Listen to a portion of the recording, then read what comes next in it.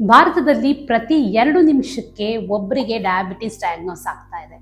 ಇದರಲ್ಲಿ ವಿಶೇಷ ಏನು ಅಂದರೆ 80% ಡಯಾಬಿಟಿಸ್ ಪ್ರಿವೆಂಟೇಬಲ್ ಆಗಿದೆ. ಅಂದರೆ ಅದು ಬರದೇ ಇರೋ ಹಾಗೆ ಕೂಡ ನೋಡ್ಕೋಬೋದಾಗಿತ್ತು. ಇನ್ನು ನಮ್ಮ ಅಪ್ಪ ಅಮ್ಮ ಅಜ್ಜ ಅಜ್ಜಿ ಇವ್ರಿಗೆ ಯಾರಿಗೋ ಡಯಾಬಿಟೀಸ್ ಇದೆ, ಇವರತ್ತು ಅಥವಾ ಇವರಿಷ್ಟು ಜನಕ್ಕೂ ಡಯಾಬಿಟೀಸ್ ಇತ್ತು. ಸೊ ಹಾಗಾಗಿ ನನಗೂ ಡಯಾಬಿಟೀಸ್ ಬಂದಿರೋದು ಇನ್ಎವಿಟೇಬಲ್ ಅಥವಾ ಇದನ್ನು ನಾನು ತಡೆಯೋದಕ್ಕೆ ಸಾಧ್ಯನೇ ಇಲ್ಲ, ಇದು ಜೆನೆಟಿಕ್ಸಿಂದ ಬಂದಿದ್ದು ಅಂತ ನೀವು ಅಂದ್ಕೊಂಡಿದ್ರೆ ಖಂಡಿತವಾಗ್ಲೂ ಅಲ್ಲ. ಜೆನೆಟಿಕ್ಸ್ ಒಂದು ಫ್ಯಾಕ್ಟರ್ ಆಗಿರುತ್ತೆ, ಆದರೆ ಅದನ್ನು ಬರದೇ ಇರೋ ಹಾಗೆ ನೋಡ್ಕೊಳ್ಳೋದು ಅಥವಾ ಅದನ್ನು ತಡೆಗಟ್ಟುವಂಥದ್ದು ನಮ್ಮ ಜವಾಬ್ದಾರಿ ಆಗಿರುತ್ತೆ. ಅದು ನಮ್ಮ ಲೈಫ್ ಸ್ಟೈಲಿಂದ ಸಾಧ್ಯ ಆಗಿರುತ್ತೆ. ಹಾಗಾದರೆ ಇವತ್ತು ನಾವು ಡಯಾಬಿಟೀಸ್ ಬಗ್ಗೆ ಮಾತಾಡೋಣ. ಅಂದರೆ ಡಯಾಬಿಟೀಸ್ ಬಂದ ಮೇಲೆ ಏನು ಮಾಡಬೇಕು ಅನ್ನೋ ವಿಚಾರದ ಬಗ್ಗೆ ಅಲ್ಲ, ಡಯಾಬಿಟೀಸ್ ಬರದೇ ಇರೋ ಹಾಗೆ ನಾವು ಹೇಗೆ ನೋಡ್ಕೋಬಹುದು ನಮ್ಮನ್ನು ಅನ್ನೋ ವಿಚಾರದ ಬಗ್ಗೆ ತಿಳ್ಕೊಳ್ಳೋಣ. ಡಯಾಬಿಟೀಸ್ ಏನು ದಿನ ಬೆಳಗಾಗೋದ್ರಲ್ಲಿ ಬರುವಂತಹ ಸಮಸ್ಯೆ ಅಲ್ಲ.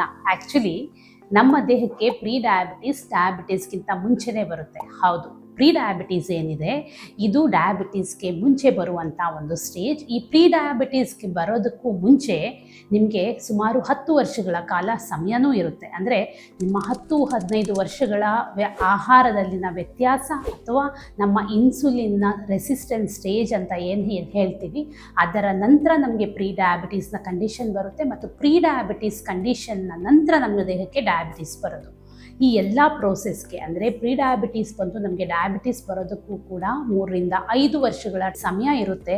ಮತ್ತು ಈ ಸಮಯದಲ್ಲಿ ಈ ಪ್ರೀ ಡಯಾಬಿಟೀಸ್ ಕಂಡೀಷನ್ನ ಕೂಡ ನಾವು ರಿವರ್ಸ್ ಮಾಡ್ಕೋಬೋದು. ಇದು ನಮಗೆ ಬಹಳ ಈಸಿಯಾಗಿ ರಿವರ್ಸ್ ಮಾಡಲಿಕ್ಕೆ ಸಾಧ್ಯ ಆಗುವಂಥ ಒಂದು ವಿಷಯ ಆಗಿದೆ. ಅಂದರೆ ಭಾರತದಲ್ಲಿ 90% ಜನರಿಗೆ ನಮಗೆ ಪ್ರೀ ಡಯಾಬಿಟೀಸ್ ಇದೆ ಅನ್ನೋದೇ ಗೊತ್ತಿರೋದಿಲ್ಲ, ಮತ್ತು ಪ್ರತಿ 3ರಲ್ಲಿ ಒಬ್ಬರಿಗೆ ಪ್ರೀ ಡಯಾಬಿಟೀಸ್ ಕಂಡೀಷನ್ ಇದೆ. ಹಾಗಾಗಿ ಈ ಪ್ರೀ ಡಯಾಬಿಟೀಸನ್ನು ಹೇಗೆ ರಿವರ್ಸ್ ಮಾಡ್ಕೋಬೋದು ಅಥವಾ ಪ್ರೀ ಡಯಾಬಿಟೀಸ್ ಬಂದರೆ ಅದರ ಲಕ್ಷಣಗಳು ಏನಿರುತ್ತೆ ಅನ್ನೋದನ್ನ ತಿಳ್ಕೊಂಡ್ರೆ ಬಹುಶಃ ನಿಮಗೆ ಡಯಾಬಿಟೀಸ್ ಬರೋದನ್ನು ತಪ್ಪಿಸ್ಲಿಕ್ಕೆ ಬಹಳ ಸುಲಭ ಆಗುತ್ತೆ. ಹಾಗಾದರೆ ಈ ಪ್ರೀ ಡಯಾಬಿಟಿಕ್ ಕಂಡೀಷನ್ ಬಂದಿದೆ ಅನ್ನೋದನ್ನ ಗುರುತಿಸೋದು ಹೇಗೆ ಅಂತ ನೋಡೋದಾದರೆ ಬಹಳ ಸಿಂಪಲ್. ನಿಮಗೆ ಊಟ ಆದ ತಕ್ಷಣ ಸುಸ್ತು ಅನಿಸ್ಬಿಟ್ರೆ ಅಥವಾ ಇದ್ದಕ್ಕಿದ್ದಾಗೆ ಟಯರ್ಡ್ನೆಸ್ ಫೀಲ್ ಆಗಿಬಿಟ್ರೆ, ಎದ್ದು ಏನು ಮಾಡೋದಕ್ಕಾಗಲ್ಲ ಅನ್ನೋ ಆಗಿದ್ರೆ ಅದು ಪ್ರೀ ಡಯಾಬಿಟೀಸ್ನ ಕಂಡೀಷನ್ ಆಗಿರುತ್ತೆ. ಮತ್ತು ಇದರ ಜೊತೆಗೆ ತಿಂದ ತಕ್ಷಣ ಬ್ಲಡ್ ಶುಗರ್ ರೈಸ್ ಆಗುತ್ತೆ, ಅದರ ನಂತರ ಇಮಿಡಿಯೇಟ್ಲಿ ಬ್ಲಡ್ ಶುಗರ್ ಕ್ರ್ಯಾಶ್ ಆಗುತ್ತೆ. ಈ ರೀತಿ ಕ್ರ್ಯಾಶ್ ಆಗೋದ್ರಿಂದ ಎಗೇನ್ ನಿಮಗೆ ಕೈಯಲ್ಲಿ ಶಿವರಿಂಗ್ ಬರೋದು, ಸುಸ್ತಾದಂಗೆ ಆಗೋದು, ಇದ್ದಕ್ಕಿದ್ದಾಗೆ ಹಸಿವು ಜಾಸ್ತಿ ಆಗೋದು, ಏನಾದರೂ ತಿನ್ನಲೇಬೇಕು ಅನ್ನುವಂಥ ಪರಿಸ್ಥಿತಿ ಆಗೋದು, ಅದು ಕೂಡ ಪ್ರೀ ಡಯಾಬಿಟಿಕ್ನ ಲಕ್ಷಣ. ಇನ್ನು ಇದರ ಜೊತೆಗೆ ನಿಮಗೆ ಶುಗರ್ ಕ್ರೇವಿಂಗ್ ಜಾಸ್ತಿ ಆಗುತ್ತೆ, ಏನಾದರೂ ತಿನ್ನಲೇಬೇಕು, ಸ್ವೀಟ್ ತಿನ್ನಬೇಕು ಅನಿಸುವಂಥದ್ದು, ಇದು ಪ್ರೀ ಡಯಾಬಿಟಿಕ್ನ ಲಕ್ಷಣ. ಇನ್ನು ಇದರ ಜೊತೆಗೆ ನಿಮಗೆ ನಿದ್ದೆ ಬಹಳ ಡಿಸ್ಟರ್ಬ್ ಆಗ್ತಾ ಇದ್ದರೆ, ನಿದ್ದೆ ಚೆನ್ನಾಗಿ ಬರದೇ ಇದ್ದರೆ ಅದು ಕೂಡ ಪ್ರೀ ಡಯಾಬಿಟಿಕ್ನ ಲಕ್ಷಣ ಆಗಿರುತ್ತೆ. ಕತ್ತಿನ ಸುತ್ತ ಕಪ್ಪು ಚುಕ್ಕೆಗಳು ಅಥವಾ ಕಪ್ಪಾಗುವಂಥದ್ದು, ಕೈಯ ಮುಂಗೈ ಗಂಟು ಕಪ್ಪಾಗುವಂಥದ್ದು ಅಥವಾ ಹಣೆಯ ಮೇಲೆ ಕಪ್ಪಾಗುವಂಥದ್ದು, ಈ ಥರ ಕಪ್ಪು ಪಿಗ್ಮೆಂಟೇಷನ್ ಏನಾದರೂ ಕಾಣಿಸ್ಕೊತಾ ಇದ್ದರೆ ಅಥವಾ ಸ್ಕಿನ್ ಟ್ಯಾಗ್ ಏನಾದರೂ ಕಾಣಿಸ್ಕೊತಾ ಇದ್ದರೆ ಅದು ಕೂಡ ಪ್ರೀ ಡಯಾಬಿಟಿಕ್ನ ಲಕ್ಷಣ ಆಗಿರುತ್ತೆ.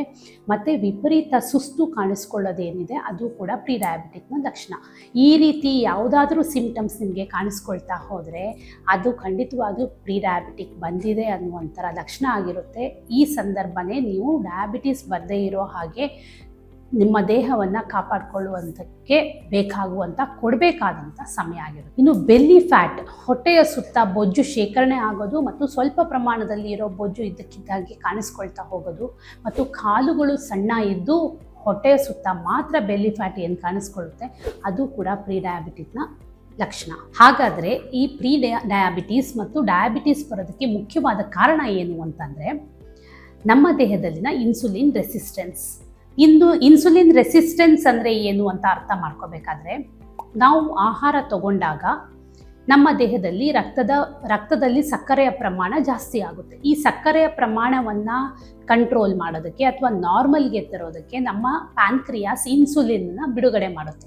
ಈ ಇನ್ಸುಲಿನ್ ಬಿಡುಗಡೆ ಮಾಡಿದಾಗ ಇನ್ಸುಲಿನ್ ನಮ್ಮ ದೇಹದಲ್ಲಿನ ಸಕ್ಕರೆಯ ಅಂಶವನ್ನು ತಗೊಂಡು ಹೋಗಿ ದೇಹದ ಸೆಲ್ಗಳಿಗೆ ಬೇರೆ ಬೇರೆ ಜೀವಕೋಶಗಳಿಗೆ ಸಪ್ಲೈ ಮಾಡುತ್ತೆ. ಒಂದು ವೇಳೆ ನಮ್ಮ ಆಹಾರದಲ್ಲಿ ಕಾರ್ಬೋಹೈಡ್ರೇಟ್ನ ಪ್ರಮಾಣ ಜಾಸ್ತಿ ಇದ್ದು ಅತಿಯಾಗಿ ನಾವು ಕಾರ್ಬೋಹೈಡ್ರೇಟ್ ಆಹಾರವನ್ನು ಸೇವಿಸ್ತಾ ಹೋದರೆ ಇನ್ಸುಲಿನ್ನಿಗೂ ಕೂಡ ಕೆಲಸ ಜಾಸ್ತಿ ಆಗ್ತಾ ಹೋಗುತ್ತೆ. ಅಂದರೆ ಪ್ಯಾನ್ಕ್ರಿಯಾಸ್ ಹೆಚ್ಚು ಹೆಚ್ಚು ಇನ್ಸುಲಿನ್ನ ರಿಲೀಸ್ ಮಾಡಬೇಕಾಗುತ್ತೆ. ಈ ಸಂದರ್ಭದಲ್ಲಿ ಒಂದು ಹಂತದಲ್ಲಿ ಪ್ಯಾನ್ಕ್ರಿಯಾಸಿಂದ ಬರುವಂಥ ಇನ್ಸುಲಿನ್ ಏನಿದೆ ಇದು ನಿಷ್ಕ್ರಿಯ ಆಗ್ತಾ ಹೋಗುತ್ತೆ ಅಥವಾ ಇನ್ಆಕ್ಟಿವ್ ಆಗ್ತಾ ಹೋಗುತ್ತೆ. ಇದು ಕೆಲಸ ಮಾಡಲಿಕ್ಕೆ ಯೋಗ್ಯವಾಗಿರೋದಿಲ್ಲ. ಆಗ ನಮ್ಮ ದೇಹದ ಸೆಲ್ಸ್ಗಳಿಗೆ ಅಥವಾ ಜೀವಕೋಶಗಳಿಗೆ ಆಹಾರದ ಪೂರೈಕೆ ಅಥವಾ ನ್ಯೂಟ್ರಿಯೆಂಟ್ಸ್ನ ಪೂರೈಕೆ ಆಗೋದಿಲ್ಲ. ಆ ಮೂಲಕ ನಮ್ಮ ರಕ್ತದಲ್ಲೇ ಆ ಬ್ಲಡ್ ಶುಗರ್ ಏನಿರುತ್ತೆ ಅದು ಉಳಿದು ಬಿಡುತ್ತೆ. ಈ ಮೂಲಕ ನಮ್ಮ ದೇಹಕ್ಕೆ ಪ್ರೀ ಡಯಾಬಿಟಿಸ್ ಕಂಡೀಷನ್ ಮತ್ತು ಡಯಾಬಿಟಿಸ್ ಕಂಡೀಷನ್ ಎಂಟ್ರಿ ಆಗುತ್ತೆ ಅಥವಾ ಬರುತ್ತೆ ಅಂತ ಹೇಳ್ಬೋದು.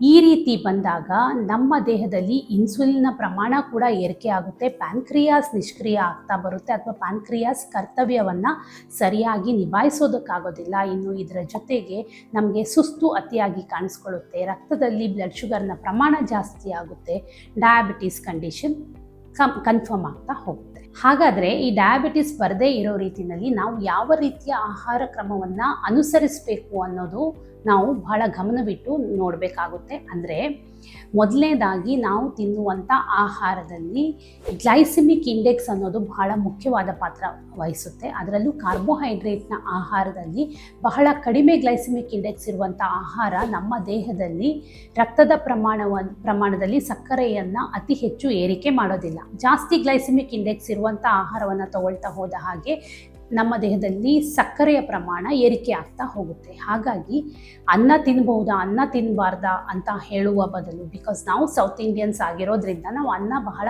ಸ್ಟೇಪಲ್ ಫುಡ್ ಆಗಿ ತಗೊಳ್ತಾ ಇರ್ತೀವಿ, ಅನ್ನವನ್ನೇ ತಿನ್ನಬಾರ್ದಾ ಅಂತ ಕೇಳುವ ಬದಲು ಅನ್ನ ತಿನ್ನುವಾಗ ನಾವು ಯಾವ ರೀತಿಯ ಅನ್ನವನ್ನು ಅಥವಾ ಅಕ್ಕಿಯನ್ನು ಉಪಯೋಗಿಸ್ತೀವಿ ಅನ್ನೋದು ಬಹಳ ಮುಖ್ಯ ಆಗುತ್ತೆ. ವೈಟ್ ರೈಸನ್ನು ಉಪಯೋಗಿಸ್ತಾ ಹೋದರೆ ಅದರ ಗ್ಲೈಸಿಮಿಕ್ ಇಂಡೆಕ್ಸ್ ಬಹಳ ಹೈ ಇರೋದ್ರಿಂದ ಅದರಿಂದ ರಕ್ತದಲ್ಲಿ ಸಕ್ಕರೆಯ ಪ್ರಮಾಣ ಜಾಸ್ತಿ ಆಗುತ್ತೆ. ಅದರ ಬದಲು ನೀವು ಬ್ರೌನ್ ರೈಸ್ ಉಪಯೋಗಿಸ್ಬೋದು ಅಥವಾ ಕೆಂಪಕ್ಕಿ ಉಪಯೋಗಿಸ್ಬೋದು. ಈ ರೀತಿ ಆಹಾರದಲ್ಲಿ ಗ್ಲೈಸಿಮಿಕ್ ಇಂಡೆಕ್ಸ್ ಸ್ವಲ್ಪ ಲೋ ಇರುತ್ತೆ ಅಂತ ಅಂದ್ಕೊಬೋದು. ಇನ್ನು ಇದರ ಜೊತೆಗೆ ರಾಗಿ, ಜೋಳ ಇವುಗಳೆಲ್ಲ ನಮ್ಮ ಆಹಾರದಲ್ಲಿ ಉಪಯೋಗಿಸ್ಬೋದು. ಇದು ಕೂಡ ಒಂದು ಹಂತದಲ್ಲಿ ಸಹಾಯ ಮಾಡುತ್ತೆ. ಮಿಲ್ಲೆಟ್ ಬಹಳ ಒಳ್ಳೆಯ ಆಹಾರ, ಯಾಕೆಂದರೆ ಇವುಗಳದೆಲ್ಲ GI ಏನಿದೆ ಅದು ಬಹಳ ಕಡಿಮೆ ಇರುತ್ತೆ. ಇನ್ನು ಇದರ ಜೊತೆಗೆ ನಾವು ಆಹಾರದಲ್ಲಿ ಪ್ರೋಟೀನನ್ನು ಸೇರಿಸ್ಕೋಬೇಕಾಗುತ್ತೆ. ಪ್ರತಿ ಮೀಲಲ್ಲೂ ಕೂಡ ಪ್ರೋಟೀನ್ ಇರಬೇಕಾಗುತ್ತೆ. ಅದರಲ್ಲೂ ಮುಖ್ಯವಾಗಿ ನಮ್ಮ ಬ್ರೇಕ್ಫಾಸ್ಟಲ್ಲಿ ಅಥವಾ ನಮ್ಮ ಬೆಳಗಿನ ಉಪಹಾರದಲ್ಲಿ ಒಂದು ಪ್ರೋಟೀನ್ ಮೀಲ್ ಇಟ್ಕೊಳ್ಳೇಬೇಕು. ಇದರಿಂದ ಇಡೀ ದಿನದ ಬ್ಲಡ್ ಶುಗರನ್ನು ಮ್ಯಾನೇಜ್ ಮಾಡಲಿಕ್ಕೆ ಬಹಳ ಸಹಾಯ ಆಗುತ್ತೆ. ಇನ್ನು ಇದ್ರ ಜೊತೆಗೆ ವಾಕಿಂಗ್, ಆಹಾರದ ನಂತರ ಪ್ರತಿ ಮೀಲ್ನ ನಂತರ ನಾವು ವಾಕಿಂಗನ್ನು ಅಭ್ಯಾಸ ಮಾಡ್ಕೋಬೇಕು. ಕನಿಷ್ಠ 10ರಿಂದ 15 ನಿಮಿಷ ವಾಕ್ ಮಾಡಬೇಕು.